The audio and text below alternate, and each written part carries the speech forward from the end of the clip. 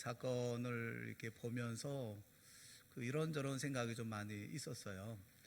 그 바벨탑을 하나님 앞에 대적하면서 하늘까지 쌓아서 자기 이름들을 이렇게 높이고 또 흩어지지 말자 말하고 있는 이 바벨탑을 어떻게 하면 이제 무너뜨릴 수 있을까, 제 생각에 어떻게 하면 무너뜨릴 수 있을까를 한번 생각을 해봤어요.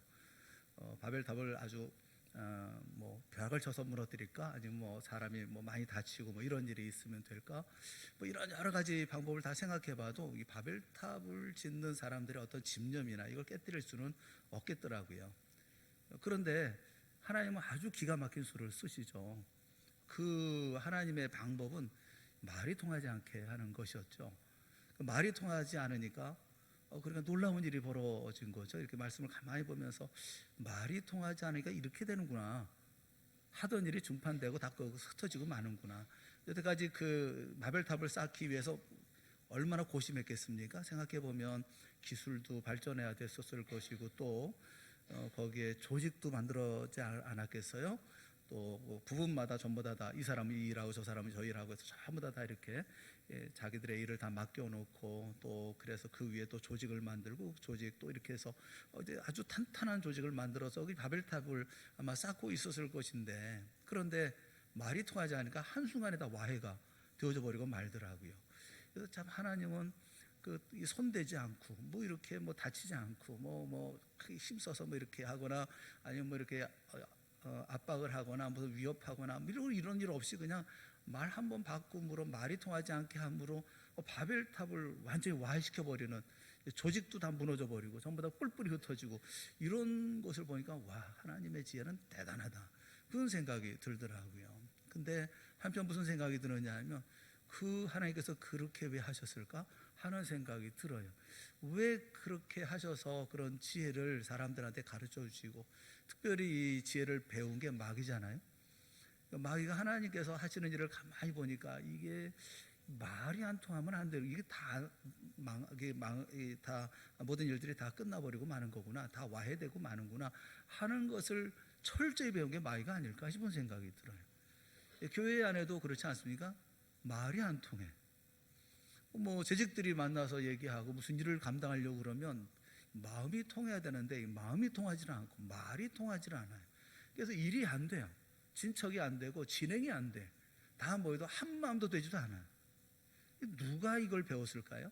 마귀가 배운 게 아닐까 하는 생각이 들어요. 우리는 그럴수록 이거는 우리가 마음을 합쳐야 되는구나, 우리가 더 열심히 해야 되는 거구나, 말을 이렇게 통하게 해야 되는 거구나, 내가 저 사람 말을 이해하고 내 말이 이해될 수 있도록 설득하고 이렇게 일을 해나가야 되겠구나 하는 것을 우리가 배워야 되는데, 오히려 마귀가 하나님의 지혜를 배워가지고 우리들을 전부 다 이렇게 말이 통하지 않게 하고, 그래서 조금 말 몇 마디 던지다가 몇 마디 하다가 이제 말이 이게 잘 통하지 않으면 에휴, 저 사람 말이 안 되는 사람, 제쳐버리고, 이게 일이 되겠나 하는 그런 생각이 들더라고요. 여러분, 우리가 재직들이 하나님의 일을 감당하려고 한다고 그런다면 서로가 마음이 통해야 되지 않겠어요? 또 마음이 통하도록 하기 위해서 그게 쉽습니까? 내 마음이 저 사람에게 전달되고 저 사람 마음이 나에게 오려고 하면 얼마나 많은 시간이 또 필요하고 공을 들여야 되겠어요? 관계가. 여러분, 재직들은 우리 동산교회 재직이라고 세워졌으면 그러면 서로에 대해서 공을 들여야 돼요. 저 사람 마음을 이해하고 또 내 마음을 이해시키고 설득시키고, 그런 노력이 필요한 거 아니겠어요? 그래서 하나님의 일을 만들어 가야 되는 것이 아니겠습니까?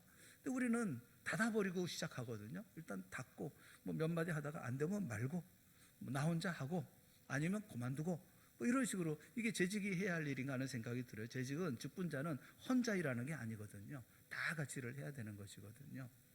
오늘도 우리가 말씀을 통해서 몇 가지 같이 생각을 해보려고 그러는데, 그런데 이 말씀을 통해서 우리 스스로가 변화되고 내가 그 말씀을 그대로 수용하고 또 그리고 그 가운데서 하나님의 일을 잘 감당했다는 마음의 결심이 있으면 오늘 재직 모여서 우리가 말씀을 듣는 것이 굉장히 유익할 거라는 생각이 좀 들어요. 옆에 있는 분들에게 인사를 좀 하면서 우리가 좀 충성합시다, 이렇게 마음을 엽시다, 이렇게 같이 인사를 하면 좋을 것 같아요.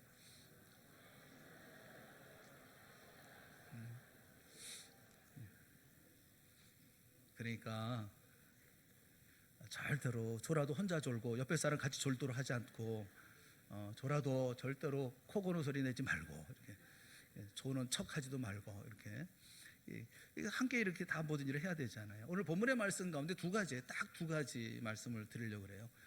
성도들이, 말세의 성도들이 어떻게 살아야 하는지 두 가지입니다. 딱 두 가지. 한 가지가 뭐냐면 첫 번째는 사랑하며 살라는 것이고, 또 하나는 정신 차리고 살아라 라는 거예요. 사랑하며 살아라, 정신 차리고 살아라. 어렵지 않죠? 재직에 똑같이 주시는 그런 말씀이거든요. 사랑하며 주님의 일을 할 것이고, 정신 차려서 주님의 일을 해야 될 것이고. 근데 이게 사랑하며 살라는 것하고 정신 차리고 살라는 이 말씀이 조화가 잘 안 되는 것 같지 않습니까? 사랑하며 살라라는 말씀에는 용서도 있고 긍휼이 있고 매우 평화롭고 이런 느낌이 있는 반면에, 정신 차리고 살아, 이건 마치 전투적이고 이렇게 돌격하는 이런 느낌이 들지 않아요? 좀 이렇게 뭔가 좀 이렇게 참 매치가 안 된다는 생각이 들지 않습니까? 로마서 13장 12절 말씀에 보면, 밤이 깊고 낮이 가까웠으니 그러므로 우리가 어둠의 일을 벗고 빛의 갑옷을 입자, 이렇게 말씀을 하고 있어요. 갑옷, 이 갑옷이라는 단어도 호전적인 그런 이미지가 있죠. 성경에는 빛과 갑옷, 이 두 가지를 성도에게 동시에 있어야 된다고 말씀을 하고 있거든요. 빛도 있어야 돼요. 동시에 갑옷, 이런 싸우는 어떤 평화적인 이미지가 있는가 하면, 또 하나는 호전적인 이미지도, 이 두 가지를 다 갖추고 있어야 마지막 때에는 승리하며 살아갈 수 있다라는, 이것이 성경이 강조하는 내용이죠. 예수님도 이렇게 상반되는 그런 그 두 가지 면을 강조하실 때가 있었어요. 마태복음 10장 16절 말씀에 보면, 복음을 증거하는 제자들에게 그런 말씀을 하십니다. 너희는 뱀같이 지혜롭고 비둘기같이 순결하라. 뱀하고 비둘기하고 매치가 되나요? 그 성도의 삶을 뱀의 이미지 또는 비둘기의 이미지로 설명을 하고 계셔요. 이 이미지에 따르면 성도는 뱀의 예리함, 현명한 판단, 또 뱀의 결정력, 이런 것들을 갖춰야 된다는 것입니다. 동시에 비둘기같이 순결하고 깨끗한 모습을 가지고 있어야 된다는 거예요. 문제가 그리 간단하지 않죠? 성도에게 이 두 가지 특성이 다 있어야 되는데, 한 가지만 있든지 두 가지가 다 없든지, 이게 큰 문제죠. 이건 한 문제가 되죠. 또 다른 모습이 있든지, 이거 참 문제가 되지 않아요? 한국의 무디로 불렸던 이성복 목사님이 그 부흥에 가면 단골 메뉴로 말씀하셨던 명심도 강화라고 하는, 이게 책으로 이렇게 쓰여졌습니다만, 거기에 단골로 쓰여졌던 레파토리가 있다고 그래요. 이분이 주로 말씀하신 게, 우리 마음을 어둡게 하는 동물들이 있다, 그런 말씀하면서 동물 하나 이제 설명을 하셨어요. 예를 들어 이제 자기 과시하기를 좋아하는 공작새, 또는 욕심 많고 지저분한 돼지, 턱에 긴 수염을 달고 어른인 체 하는 염소, 자기 필요에 따라서 숨었다 나타났다 하는 자라, 얕은 깨와 눈치짓하는 여우, 혈기 부리는 호랑이, 이렇게 여러 가지로 얘기해서 우리 마음속에 있는 더러운, 우리 마음을 어둡게 하는 동물들에 대해서 이렇게 설명을 하면서 이렇게 성도들에게 말씀을 전했다고 그래요. 이런 것들이 있어서는 안 되죠. 이런 어둡게 하는 그런 짐승들이 우리 마음속에 있으면 안 되지 않겠어요? 한국교회 목사님들에게 가장 큰 영향을 끼친 목사님이 누구냐라고 조사한 적이 있는데, 그 조사 결과 최고의 강해 설교자라고 말할 수 있는 로이드 존스 목사님이 뽑혔습니다. 그 로이드 존스 목사님이 목사님들에게 남긴 아주 유명한 그런 충고가 있어요. 그분이 이런 얘기를 했어요. 강단에 설 때는 사자가 되십시오. 그러나 강단에서 내려온 후에는 양이 되십시오. 영혼을 한없이 사랑하십시오. 그렇게 얘기를 했어요. 목회자는 양의 이미지와 사자의 이미지를 동시에 가지고 있어야 된다, 그렇게 말씀하고 있거든요. 목회자는 하나님의 말씀을 증거하는 강단에서는 사자와 같이 외쳐야 된다. 강단에서는 심령을 때리는 그런 말씀으로 증거하고, 지옥문을 뒤흔드는 하나님의 사자로 우뚝 서야 된다. 그런데 일단 강단에서 내려오면 온유하고 겸손한 양의 모습을 가져야 된다. 성도들은 이 두 가지, 목사들만 아니라 성도들도 이 두 가지 모습을 다 갖춰야 되지 않겠습니까? 마귀와 싸울 때는 호령하는 하나님의 십자가의 군병처럼, 이런 군사처럼, 용사처럼 되어야 되겠죠. 한편으로는 또 영혼을 놓고 눈물 짓는 연약한 양처럼, 그런 이런 모습을 가지고 있을 때 부드러운 모습이 있어야 승리하는 그런 하나님의 종들이 되어질 수가 있고, 하나님의 사역자들이 되어질 수가 있죠. 사랑하며 살라. 그리고 또 하나, 그는 정신 차리고 살아라. 전투하는 마음으로 살아라, 이렇게 말씀하고 있는 거예요. 그 사랑하며 살아가라라는 말씀이 8절부터 10절에 있는 말씀입니다. 8절부터 10절에 있는 말씀을 우리 한번 다시 우리 함께 같이 읽어보죠. 다 같이 시작. 피차 사랑의 빛 외에는 아무에게든지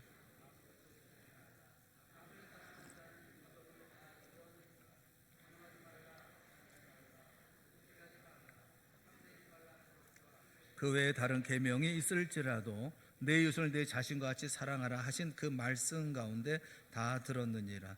사랑은 이웃에게 악을 행하지 아니하나니 그러므로 사랑은 율법의 완성이니라. 아멘. 한 아내가 남편에게 바가지를 긁었어요. 여보, 우리 참 큰일 났어요. 뭐 아이 등록금도 없고요, 뭐 먹을 쌀도 없고요, 뭐 이렇게 힘들고 어려운데 뭐 그 어디 나가려고 해도 마땅히 입을 옷도 없고요, 뭐 이것도 없고요, 저것도 없고요, 뭐 이렇게 막뭐 이제 늘어놓고 얘기를 하니까 듣고 있던 남편이 뽀록 화를 내면서 그렇게 얘기하죠. 뭐가 그렇게 복잡해? 한마디로 간단히 말해서 돈이 없어. 그러면 되지. 그렇잖아요. 돈이 없기 때문에 그런 거 아니겠어요? 마찬가지로 우리에게 주어진 모든 말씀 다 요약하면 사랑하라. 한마디로 요약할 수가 있는 거죠. 어떤 사람을 사랑하는데 그를 학대하고 폭행할 수 있나요? 절대로 그럴 수 없죠. 어떤 사람을 사랑하는데 그 사람을 죽일 수 있나요? 그렇게 할 수는 없죠. 다른 사람의 것을 탐할 수도 없고요. 사랑이란 남을 품어주고 남의 유익을 위해서 헌신하는 그런 모습이 사랑의 모습 아니겠습니까? 사랑 없으니까 다 이런 일들이 벌어지는 거 아니겠어요? 그래서 사랑은 율법의 완성이다, 그렇게 말씀을 해요. 이 완성이라는 이 말은 플레로마라는 말인데, 플레로마는 흘러 넘친다는 말이에요. 완성이라고 번역을 하지만 충만이라고도 번역할 수 있는 그런 말이에요. 그러니까 충만이라고 바꿔 읽어보면 사랑은 율법의 충만이다, 이렇게 말할 수 있는 거죠. 사랑은 율법의 충만.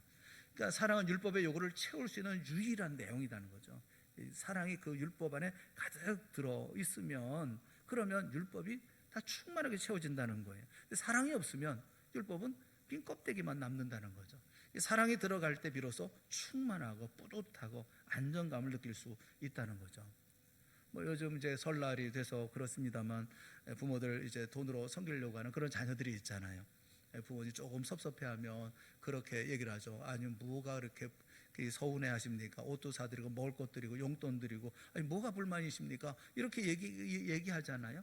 부모가 정말로 원하는 게 그런 건가요? 그런 거 아니잖아요. 돈이 아니라 관심이죠, 사랑이죠. 아무리 많은 거 해준다 하더라도 뭐 관심과 사랑이 없으면 공허해지는 거예요. 겉으로 보기에는 모든 게 다 뭐 있어도 공허하다고 하면 그 가운데는 사랑이 빠졌기 때문에 거의 대부분이 그렇습니다. 사랑이 없으면 뭐 아무리 큰 돈이 있다 하더라도, 뭐 명예가 있고 뭐 나는 새를 떨어뜨릴 수 있는 세도가 있다 하더라도 심령 가운데 텅 빈 부분이 있게 마련인 거예요. 그 텅 빈 부분이 사랑으로 부어지기 전에는 공허함으로 이렇게 어려울 수밖에 없죠. 보육원에 있는 아이들이 더 잘 먹습니다. 보육원에 있는 아이들이 옷도 더 잘 입습니다. 그런데 그 얼굴을 보면 어두운 그림자가 항상 있죠. 그늘이 항상 있죠. 아무리 얼마나 좋은 옷을 입었느냐, 얼마나 뭐 기름진 음식을 먹었느냐, 이게 중요한 게 아니라 사랑받고 있느냐, 이게 중요한 것이기 때문에 그렇습니다. 사람은 사랑받을 때 생기가 생기고요, 자신감도 생기고, 또 사랑이 없으면 항상 부족한 거예요. 뭐 남자들은 모이면 군대 얘기한다고 하지만 뭐 군대 시절에 쫄병 때 얼마나 배고픈지 말도 못해요. 아무리 먹어도 그냥 배가 고파요. 뭐 산더미처럼 싸놓고 먹은데도 그냥 금방 또 배가 고프고 그러거든요. 저도 그 보초소로 나갈 때는 밤에 보초소로 나가면 그 부식 건빵이 있습니다. 그 부식 건빵이라 건빵이 있거든요. 건빵이 그 옷마다, 그러니까 전투복 상하이 주머니마다 다 집어넣고, 그 다음에 또 야상이라고 있어요. 이제 방한복, 그 외투 입는 거기 주머니마다 다 이렇게 집어넣으면 보통 한 10몇 개가 됩니다. 이게 다 집어넣는 게. 밤새도록 보초 서면서 이렇게 건빵을 먹는데 그래도 배고파요. 계속 건빵을 먹는 거죠. 그냥 눈물의 건빵 먹어보신 적 있습니까? 보초 서면서 그냥 계속 건빵을 먹는데 먹어도 배가 고픈 거예요. 그렇게 먹어도. 지금도 그런 기억이 나요. 그 어떤 미국 의사는 미국 사람들의 비만증이 사랑 결핍에서 나오는 거다, 이렇게 얘기한 분도 계셔요. 미국 사람들이 왜 뚱뚱합니까? 저는 비교가 되지 않을 만큼 이렇게 비대하잖아요. 사랑받지 못해서 항상 부족하다고 느끼기 때문에 그 공허함, 허전함을 메우기 위해서 먹는다는 거예요. 속이 텅 비어 있으니까 먹기는 먹는데 그것이 이제 이거 음식으로는 채워지지 않는 이 사랑이라는 그렇다는 거죠. 어거스틴이 그런 얘기를 했습니다. 하나님만 사랑하십시오. 그리고 나머지는 당신 마음대로 하십시오. 그런 얘기를 했어요. 하나님만 사랑하고 난 다음에는 마음대로 해도 전혀 문제가 안 생긴다라는 확신이에요. 하나님을 사랑하는 사람이라면 하나님 말씀에 순종하겠죠. 하나님을 사랑하면 하나님과의 교제 떠날 수가 없겠죠. 사랑하는데 어떻게 떠날 수가 있겠어요? 하나님을 사랑하면 하나님께 헌신할 수밖에 없죠. 모든 문제의 열쇠, 모든 문제의 핵심은 사랑이라는 거예요. 그러니까 우리가 주님의 일을 감당할 때도 사랑함으로 하는 거 아니겠어요? 여러분, 부활 후에 주님이 베드로에게 제일 먼저 오셔서 확인하신 게 뭡니까? 그건 사랑이었어요. 주님께서 내가 사랑하느냐? 라고 물으셨습니다. 베드로가 내가 주를 사랑하는 줄 주께서 아시나이다 라고 대답했어요. 베드로의 사랑을 확인하시고 난 후에 예수님은 내 양을 먹여라, 내 양을 치라 당부하셨어요. 여러분 보세요. 사랑하는 거, 나 사랑해? 그거 충분해. 그거면 충분한 거예요. 이제부터 내 양을 먹이는 자가 되라. 아주 단순 명료한 확신에 찬 논조 아닙니까? 사랑만 확인하셨어요. 사랑해? 그래, 그러면 내 양을 먹여. 나를 사랑해? 내 양을 먹여. 이게 전부잖아요. 여러분, 우리가 사랑하며 해야 되는 거 아니겠어요? 여러분, 주님의 일을 감당하는 거, 우리에게 맡기신 일을 감당하는데 사랑 아니면 뭘로 하시겠어요? 여러분의 은사로? 여러분의 능력으로? 여러분 무슨 능력이 이렇게 있어요? 목사는 무슨 능력이 많아서 그렇게 합니까? 하나님의 도와주심 없이는 무슨 목회를 어떻게 할 수 있으며, 또 여러분이 맡겨주신 모든 일들을 주님의 은혜 아니면 어떻게 하겠어요? 여기 오늘 13장 8절에 있는 말씀을 보면 피차 사랑의 빛 위에는 아무에게든지 아무 빛도 지지 말라. 남을 사랑하는 자는 율법을 다 이루었느니라. 이 말씀의 핵심은 빛을 지지 말라라는 말씀이 아니에요. 말씀의 주제가 뭡니까? 사랑이죠. 그러니까 피차 사랑의 빛 외에는 아무 빛도 지지 말라는 말씀을 뒤집어 얘기하면 무슨 얘기냐면 사랑의 빛은 지면서 살아야 되는 거예요. 우리가 빛을 지는데 무슨 빛을 져야 합니까? 사랑의 빛은 지고 살아야 되는 거죠. 빛 지고 살아가는 거잖아요. 그러니까 성도가 이 땅에 살아갈 때 사랑의 빛을 많이 지고 살아가야 된다는 거예요. 사랑의 빛은 많이 져야 되는 거예요. 내가 엄청 사랑을 받았는데 이 사랑을 어떻게 갚을까? 이 빛을 지고 살아가지 왜 다른 빛을 지고 삽니까? 세상에 보면 그런 사람들이 있잖아요. 사랑을 주지도 않고 받지도 않고 그냥 나 혼자 살겠다, 그런 사람들이 있잖아요. 여러분, 젊은 사람들이 그렇게 살지 않습니까? 애도 안 낳고 그냥 우리끼리 잘 먹고 잘 살다가 그냥 떠나고 말자. 많이 배우고 좀 있는 사람들 가운데 그러잖아요. 난 사랑 주지도 않을 것이고 받지도 않겠다, 혼자 살겠다, 자신만만하게 얘기하는 사람들이 있잖아요. 그런데 여러분, 남에게 도움 주지도 않고 받지도 않겠다는 사람은 참 교만한 사람이에요. 요한복음 13장에 보면 예수님이 베드로의 발을 씻겨주시는 그런 장면이 나옵니다. 베드로는 주님께 내 발을 절대로 씻기지 못하십니다, 거절해요. 그런데 주님은 그렇게 말씀하십니다. 내가 너를 씻기지 않냐면 너는 나와 상관이 없다, 그렇게 말씀하시거든요. 내가 내 발을 씻겨주는 이 사랑의 관계, 내가 헌신하고 내가 섬기는 이런 관계, 이런 사랑을 받지 않는다고 하면 너는 나와 아무런 상관이 없는 사람이야, 이렇게 말씀하고 있는 거예요. 여러분, 예수님 믿는 사람은 어떤 사람입니까? 예수님을 사랑하는 사람이죠. 예수님을 믿는 사람이 예수님을 사랑하는 사람이 예수님을 믿는 사람이죠. 이게 맞는 말이에요. 그런데 예수님을 사랑하기 이전에 우리는 예수님의 사랑을 받는 사람 아닙니까? 예수님의 사랑을 받은 사람이잖아요. 왜 우리가 예수 믿는 사람이 되었습니까? 예수님의 사랑을 받았기 때문에. 예수님의 사랑을 흠뻑 받은 사람이 바로 예수님을 믿는 사람이라고요. 그런 사람이기 때문에 세상에 나가서 예수 그리스도를 전하고 그분의 일을 감당하는 거죠. 여러분, 직분자고 여러분 재직이지만 재직은 왜 하는 겁니까? 무엇 때문에 합니까? 사랑을 흠뻑 받았기 때문에, 사랑에 빚진 자이기 때문에 하는 거죠. 어떤 분들은 해준다는 분이 있어요. 뭘 해줘요? 하나님 앞에 뭘 할 수가 있겠어요, 여러분? 내가 힘을 들어서, 내가 시간을 바쳐서, 내가 정열을 바쳐서 내가 일을 하고, 참 예전에 우리 요즘 청년들은 좀 그러진 않습니다만은 예전에 청년들한테 뭘 좀 얘기하면 청년들이 툴툴거리고 그래요. 왜 그러냐 그랬더니 열정페이라는 거예요. 교회에서는 막 부린다는 거예요. 청년들을 막 부려가지고 막 부려먹고 그냥 그러고서는 그냥 대우도 안 하면서 그냥 부려먹기만 한다고 그런 얘기를 해요. 그래서 난 도대체 이게 무슨 소린가 하는 생각이 들었어요. 아니, 교회가 무슨 열정페이를 주는 거예요? 열정을 페이로 주는 거예요? 그런 거예요? 왜 그런 생각을 할까? 그러면서 뭐 손해보는 느낌을 가지고 그러더라고요. 여러분도 그러십니까?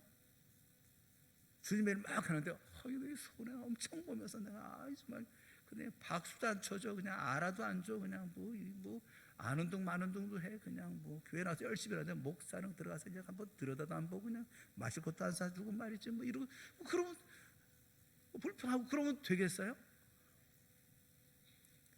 그 목사를 쫓아다니면서 나 너무너무 감사해요. 와, 당신 최고야. 그냥 뭐 이래야 되겠어요? 그러면 신나요?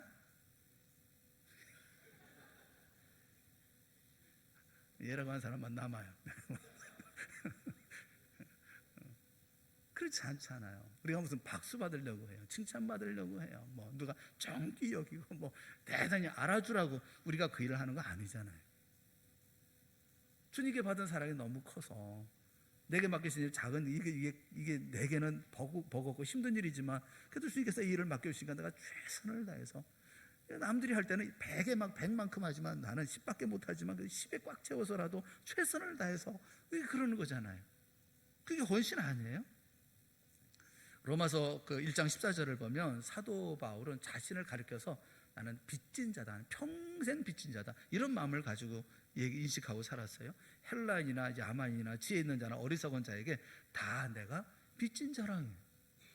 헬라인, 야만인, 지혜 있는 자, 어리석은 자, 이 세상 모든 사람을 다 얘기하잖아요. 뭐 하나님을 믿고 섬기는 사람들만 아니라 헬라인, 야만인들에게조차도 내가 다 빚진 자라. 은혜의 빚 줬고 사랑의 빚 줬고 예수님의 사랑을 너무 많이 받았고 예수님의 은혜는 놀랍도록 경험했어요.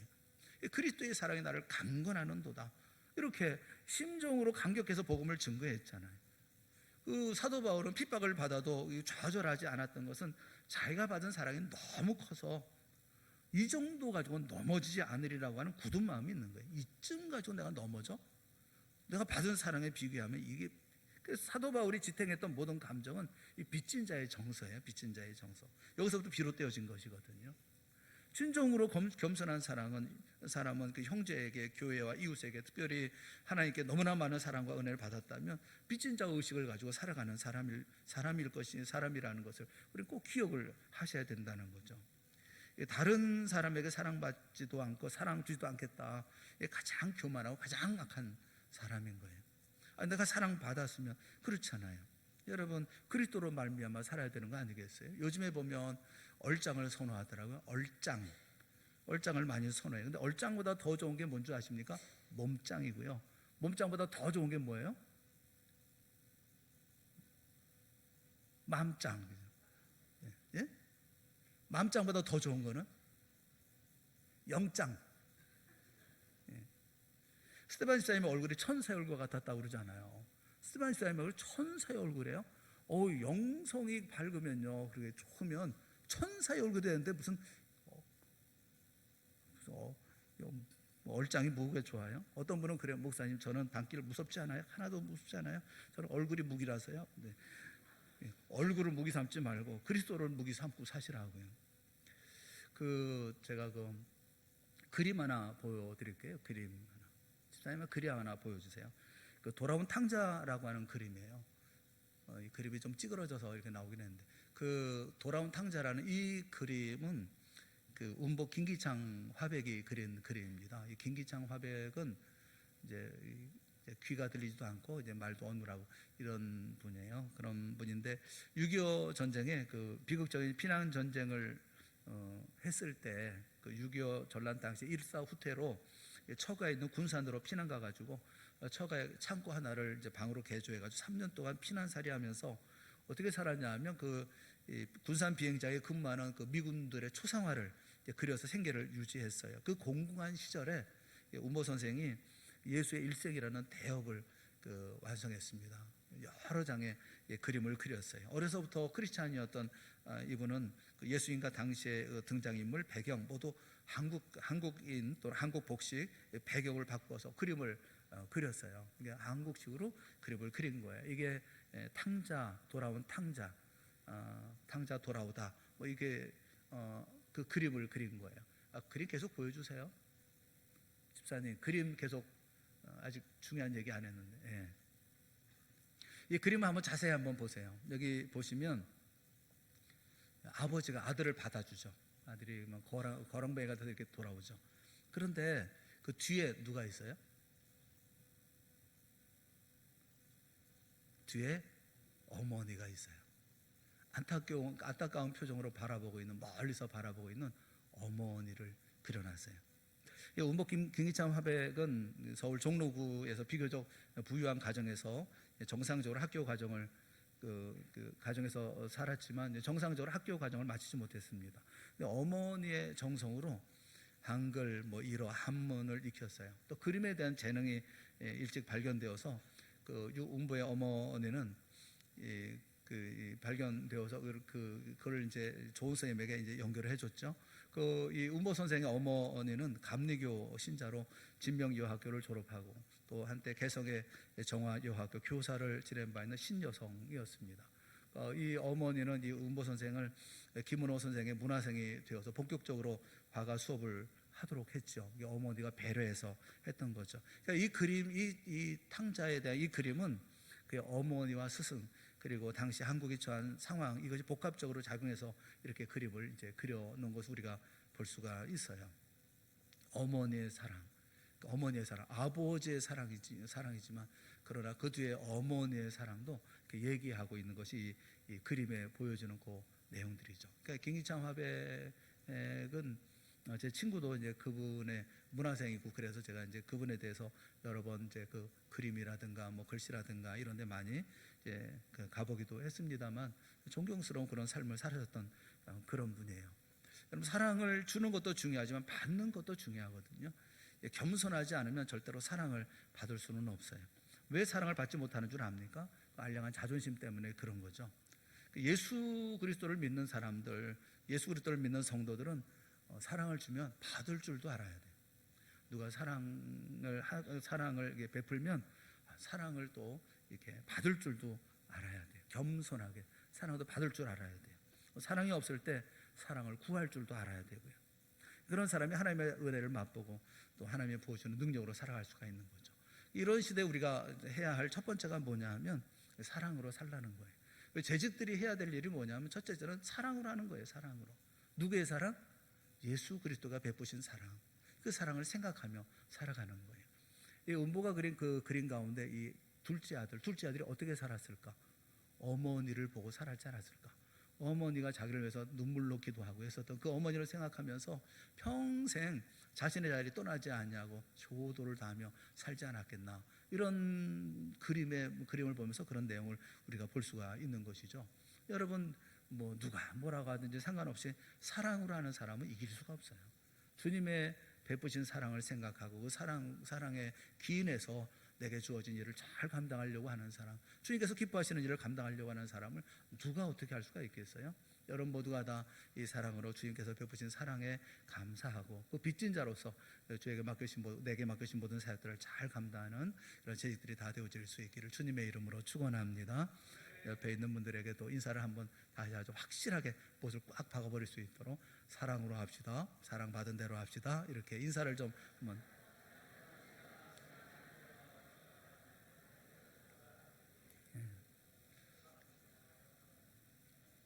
네, 올해 2020년 이제 후로는 저한테 찾아와서 못하겠어요 라는 사람이 한 분도 없을 줄로 압니다. 힘들어서 못하겠어요, 누가 뭐라 해서 못하겠어요, 누가 얘기해서 못해, 이런 분 한 분도 없기를 바랍니다. 저한테 얘기할 문제는 아니기 때문에 우리 주님의 사랑을 받는 사람으로 이렇게 주님 맡기신 일을 잘 감당할 수 있기를 바라요. 또 한 가지는 정신 차리고 살자는, 정신 차리고 살자. 어떤 목사님이 설교하는데 권사님이 자꾸 조는 거예요. 그래서 주변 사람들에게 아주 권사님 좀 깨우시죠. 그랬더니 그 주변에 있는 사람이, 아니 목사님이 재워놓고 왜 나보고 깨우라고 합니까? 이렇게. 그래서 목사님이 이렇게는 안 되겠구나 싶어가지고 이제 꼬마를 시켜가지고 1,000원 줄게. 그 설교 시간에 누가 졸면 네가 깨워라. 이렇게 얘기를 했어요. 그런데 어떤 성도가 이렇게 설교 시간에 조는 겁니다. 목사님이 사인을 줬어요. 아이한테 사인을 주면서 깨워라. 이 아이가 안 깨우는 거예요. 그래서 끝나고 난 다음에 너 깨워야지, 나한테 돈 1,000원 받아가지고 돈 받았으면 설교 시간에 졸게 만드는 건 되겠냐? 돈 받은 값을 해야지. 그랬더니 걔가 하는 얘기가, 목사님은 1,000원 주셨는데 그 집사님은 2,000원 주셨어요. 피차 정신 차려 살아야 되지 않겠어요? 교회 안에는 생각보다도 이렇게 구경꾼도 많고 말꾼도 많고 싸움꾼도 많고 꾼이 많아요. 그러면 안 되지 않겠습니까? 11절 말씀부터 14절 말씀 우리 한번 같이 다 같이 봅시다. 11절부터 14절 같이 시작. 또한 너희가 이 시기를 알거니와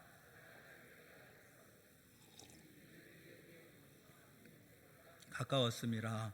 밤이 깊고 낮이 가까웠으니 그러므로 우리가 어둠의 일을 벗고 빛의 갑옷을 입자.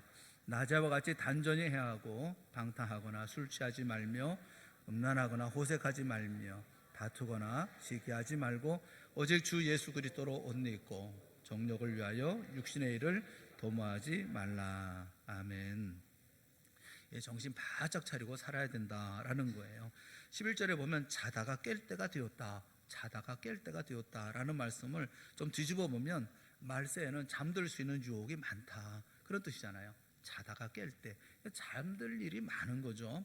성도는 이 땅에 살아갈 때 위기의식을 가지고 살아가야 된다는 겁니다. 위기다 이런 생각을 가지고 우리를 넘어뜨리려고 하는 세력을 이겨야 한다는 겁니다.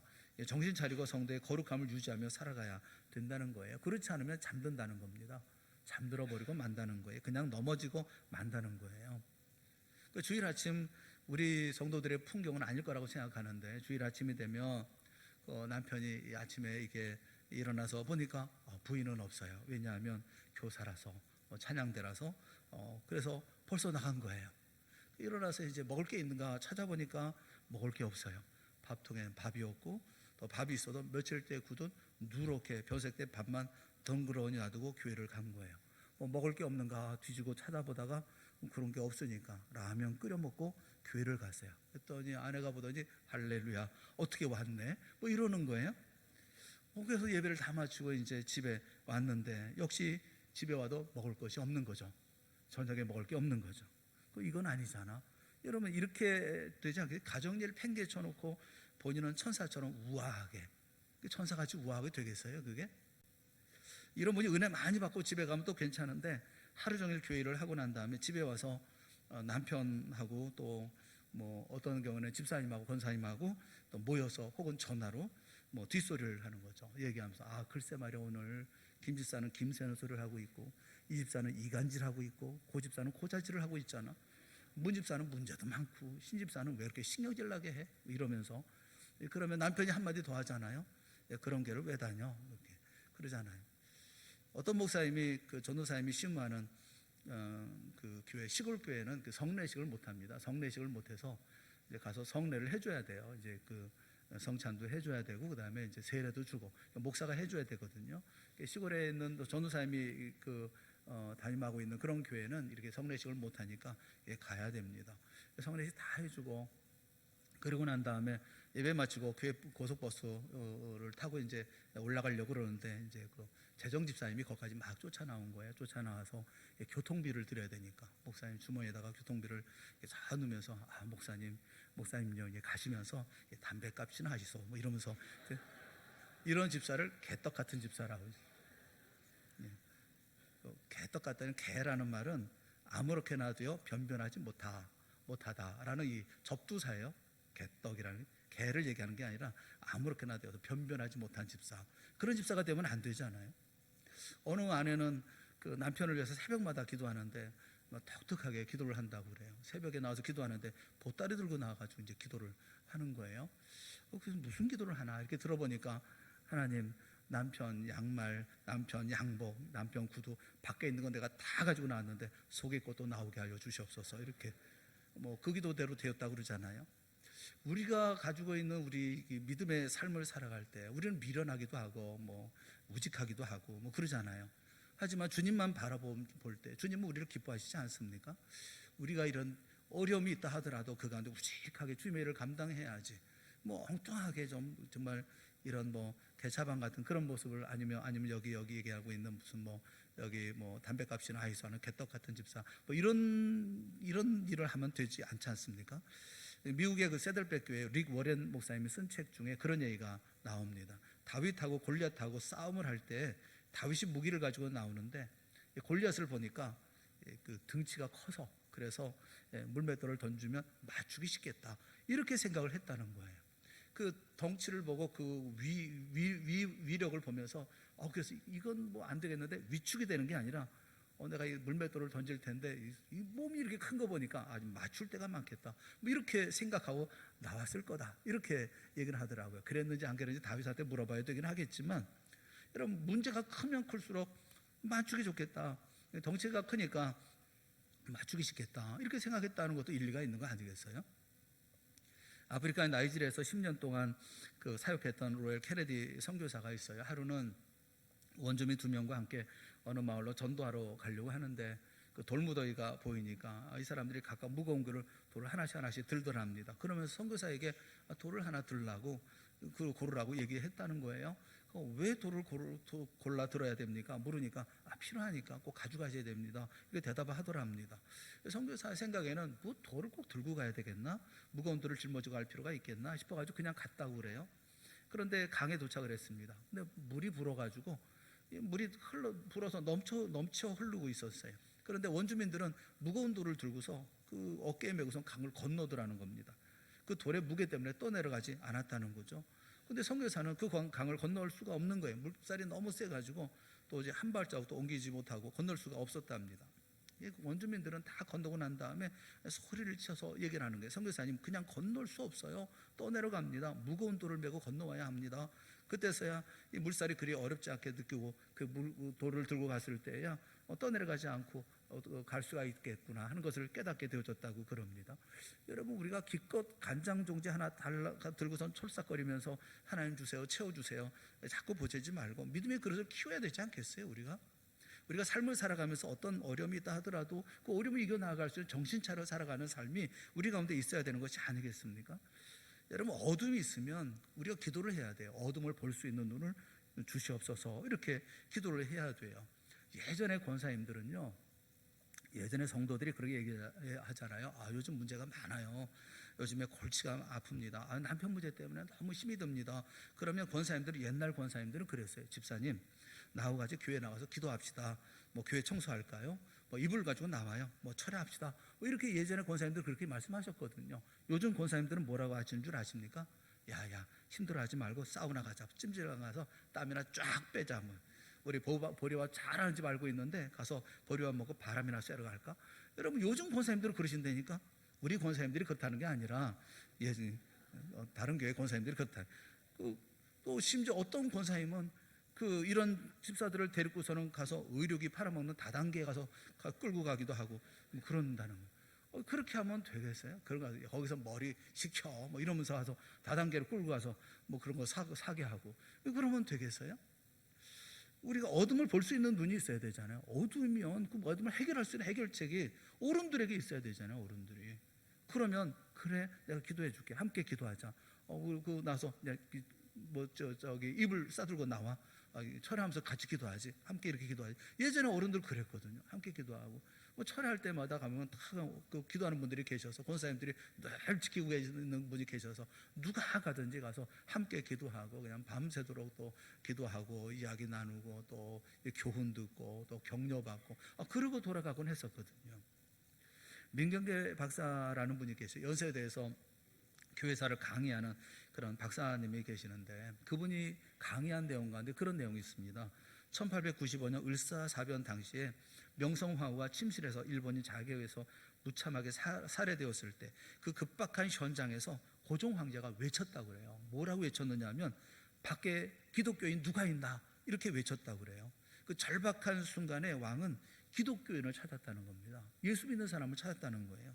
이때 윤치호를 비롯한 몇몇 기독교인들이 뛰어들어가서 고종을 안위하고 보호했다고 합니다. 암흑한 그런 민족, 그런 역사의 한복판에 기독교인들은 그들에게 위로가 되고 힘이 되어주고 그들을 도와주고 소망의 빛으로 사명을 감당했다는 거예요.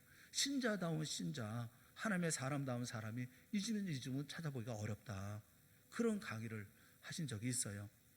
여러분, 성도는 어둠을 볼 수 있는 그런 존재거든요. 어둠을 볼 줄 아는 그런 사람만이 어둠이 주는 폐해에 대한 경각심을 가지고 살아갈 수가 있는 것이죠. 선지자는 어둠을 바라보는 사람이 선지자잖아요.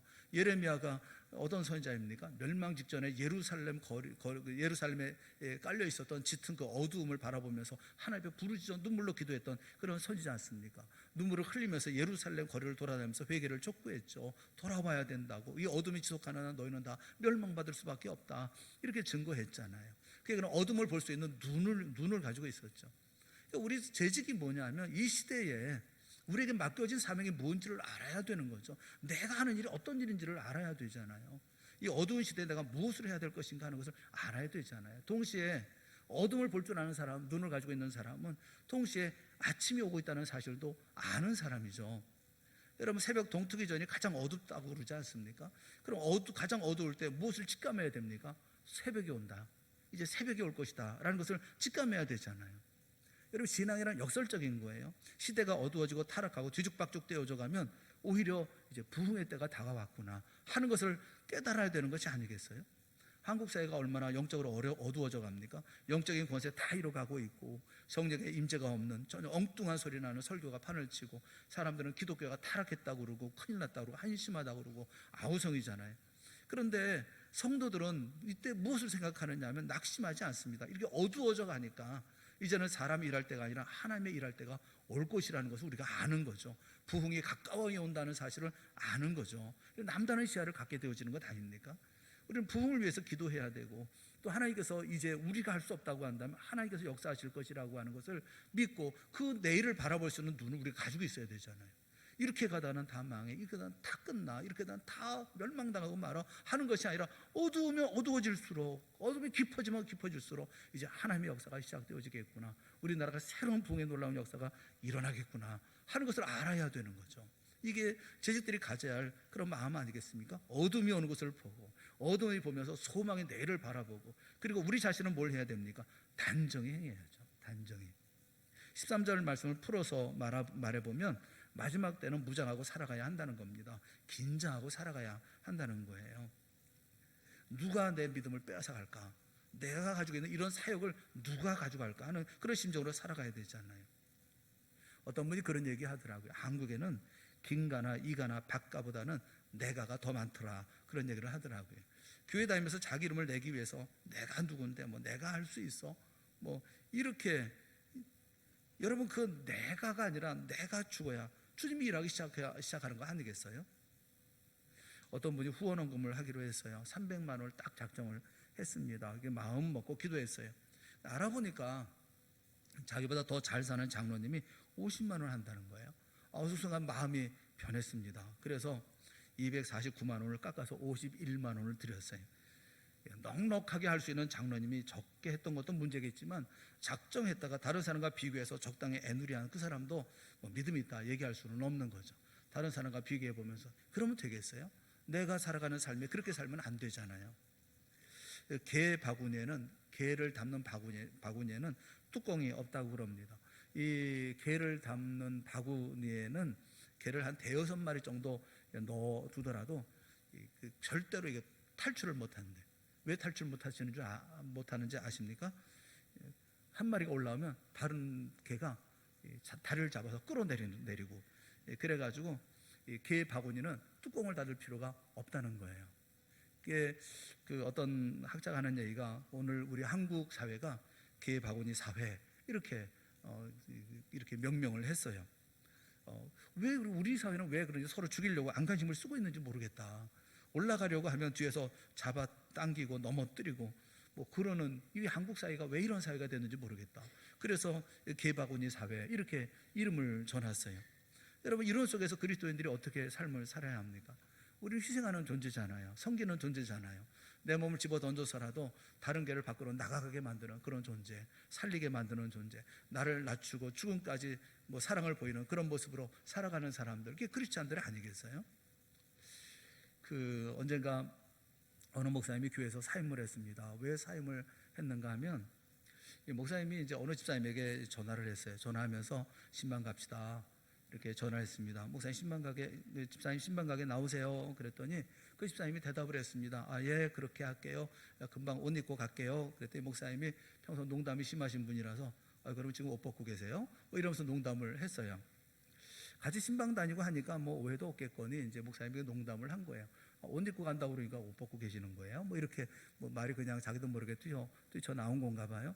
근데 집사님이 전화를 끊고서 가만히 생각해 보니까 옷 벗고 있냐고, 이게 괘씸하기도 하고 나를 뭘로 알고 뭐 이런 생각도 들고 뭐 이래가지고 기분이 아주 상했어요. 그래서 다른 집사님께 전화를 걸어가지고 목사님이 나한테 전화해가지고 나보고 옷 벗고 있냐고 이러면서 거두절미하고 그 얘기만 한 거예요. 그랬더니 성도들이 그 전화를 받으면서 설마 목사님이 이렇게 얘기한 게 아니라 그 목사님은 그러고도 남아, 이렇게 얘기가 또 퍼지기 시작한 거예요. 그때부터 말이 퍼져가지고 목사님이 집사님한테 전화해가지고 옷 벗고 있느냐 이렇게 했다, 이게 계속 전파되어져가지고 이게 그 집사님에 대한 성희롱이 되어서 결국 목사님이 사임하게 되었다고 그래요. 여러분, 이게 우리 한국 교회에서 벌어지는 실제로 있었던 일이라고요. 여러분 같으면 어떻게 하시겠어요? 우리 그럴 사람도 없겠죠. 뭐 그럴 사람도 없겠죠. 목사도 그런 얘기 할 것도 없고 뭐 그런 얘기를 왜 하겠어요? 근데 여러분 생각해 보면 요셉도요, 한순간 노예가 되고 한순간 죄수가 되잖아요. 이 세상이 그렇잖아요. 사랑을 잃은 사회는 이런 정글과 같은 사회, 뭐 타락한 사회, 서로 끌어내리는 사회, 감싸주지 못하고 서로 어쩐지 이렇게 엉뚱한 문제로 싸우다가 시간 보내는 뭐 그런 시대가 되어져 버리고 말았잖아요. 우리는 안 그런가요? 누가 열심히 일하면 박수 쳐주고 격려해주고, 야, 그 집사 정말 열심히 일하는데 정말 본받을 만해, 이러면서 뭐 격려해주고 칭찬해주고 그러나요? 그 교만하게만 저 혼자서 혹시 그러지는 않나요? 보면서 좀 시기하는 마음 생기고 그런 마음 생기지는 않나요? 저만 열심을 내고 되나? 뭐 이렇게 생각하지는 않나요? 그 지난번에 오셨던 이효상 목사님이 있죠. 이효상 목사님이 쓴 책이 있습니다. 나이롱 집사와 기둥 같은 재직. 제가 쭉 한번 읽어봤거든요. 제가 읽어봤으니까 여러분 읽을 필요 없어요.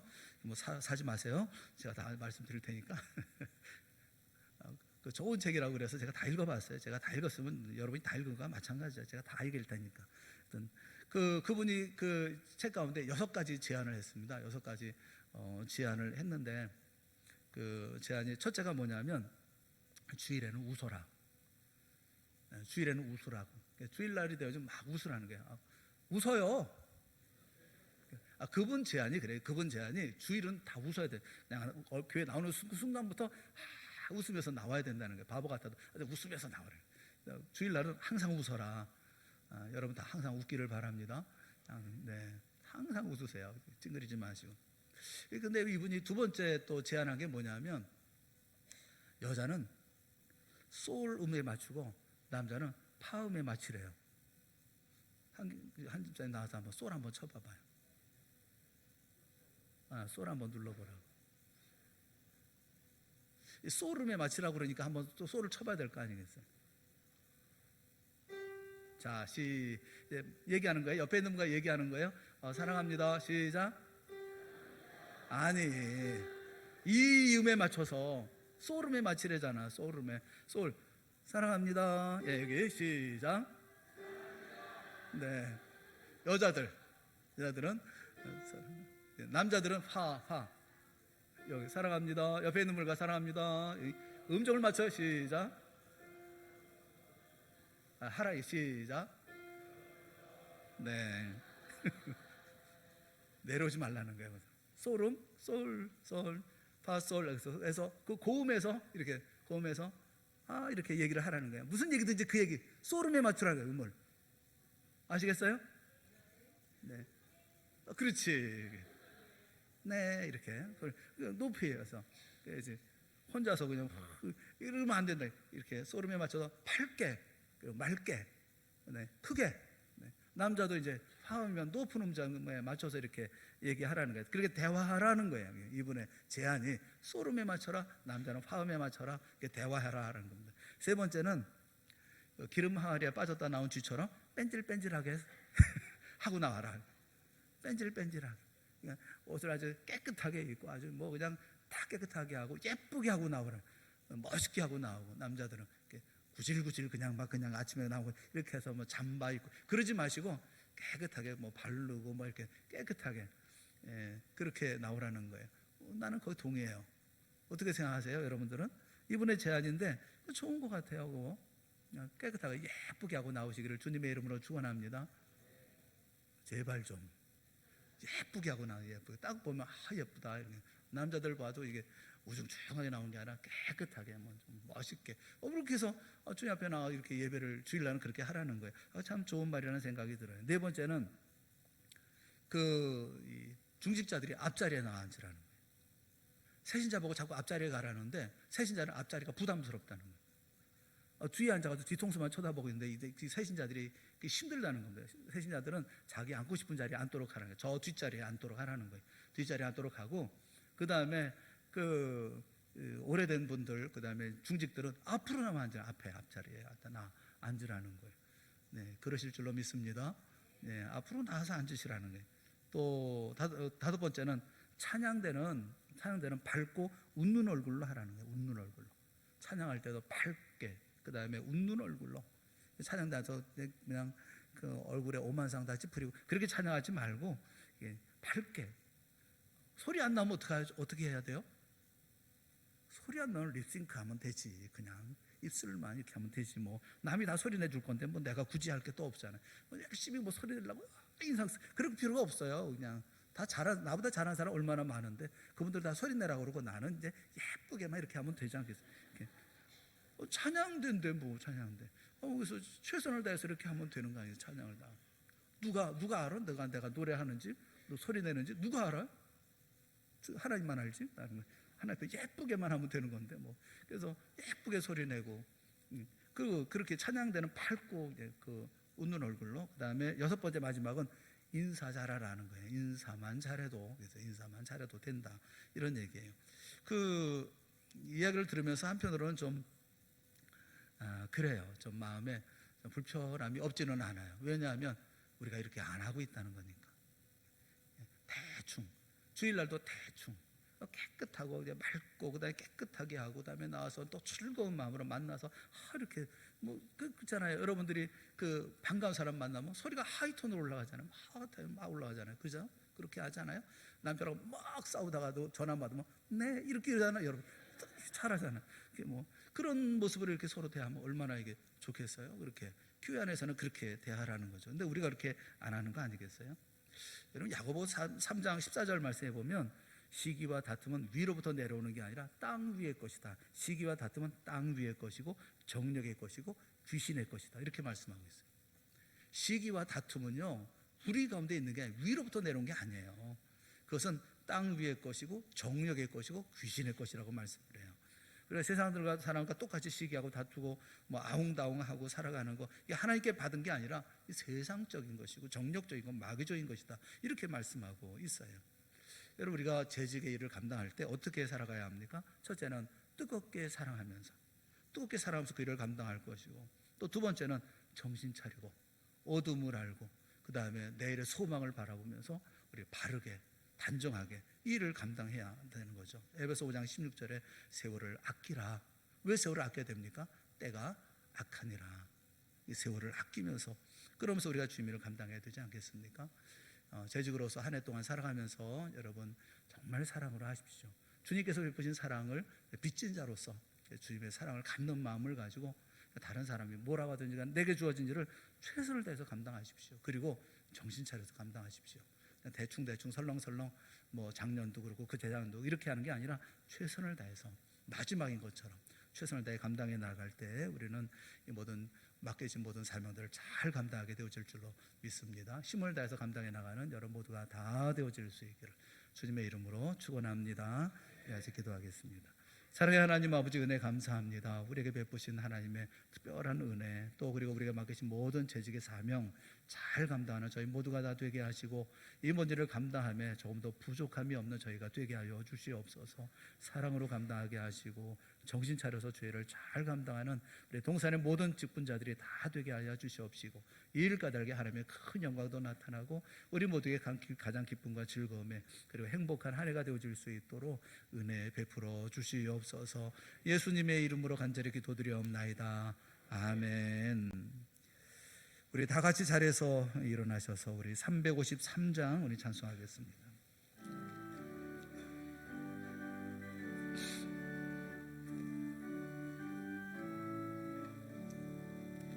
십자가 군병되어서 예수로